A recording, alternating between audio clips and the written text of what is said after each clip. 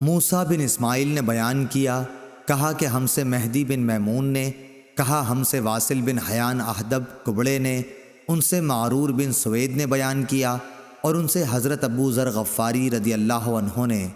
کہ رسول اللہ صلی اللہ علیہ وسلم نے فرمایا کہ خواب میں میرے پاس میرے رب کا ایک آنے والا فرشتہ آیا، اس نے مجھے خبر دی، یا آپ صلی اللہ علیہ وسلم نے یہ فرمایا کہ اس نے مجھے خوشخبری دی کہ میری امت میں سے جو کوئی اس حال میں مرے کہ اللہ تعالیٰ کے ساتھ اس نے کوئی شریک نہ ٹھہرایا ہو تو وہ جنت میں جائے گا۔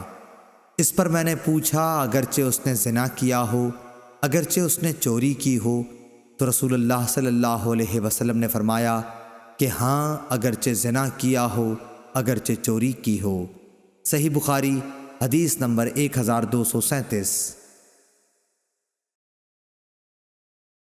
اعمش نے بیان کیا، کہا کہ ہم سے شفیق بن سلمہ نے بیان کیا، اور ان سے عبداللہ بن مسعود رضی اللہ عنہ نے کہ نبی کریم صلی اللہ علیہ وسلم نے فرمایا کہ جو شخص اس حالت میں مرے کہ کسی کو اللہ کا شریک ٹھہراتا تھا تو وہ جہنم میں جائے گا، اور میں یہ کہتا ہوں کہ جو اس حال میں مرا کہ اللہ کا کوئی شریک نہ ٹھہراتا ہو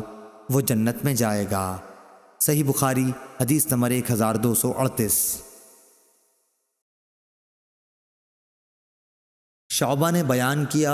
ان سے اشعث بن ابی شعشاع نے،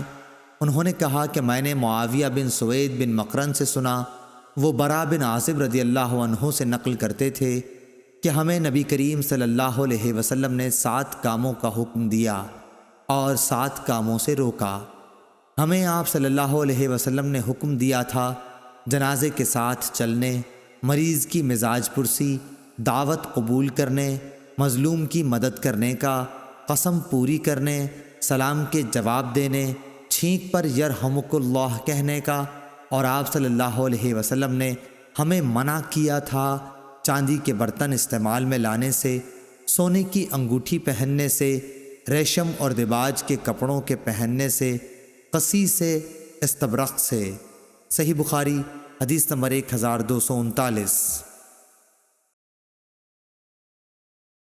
سعید بن مسیب نے خبر دی کہ ابو ہریرہ رضی اللہ عنہ نے بیان کیا کہ میں نے رسول اللہ صلی اللہ علیہ وسلم سے سنا ہے کہ مسلمان کے مسلمان پر 5 حق ہیں: سلام کا جواب دینا، مریض کا مزاج معلوم کرنا، جنازے کے ساتھ چلنا، دعوت قبول کرنا، اور چھینک پر اس کے الحمدللہ کے جواب میں یرحمک اللہ کہنا۔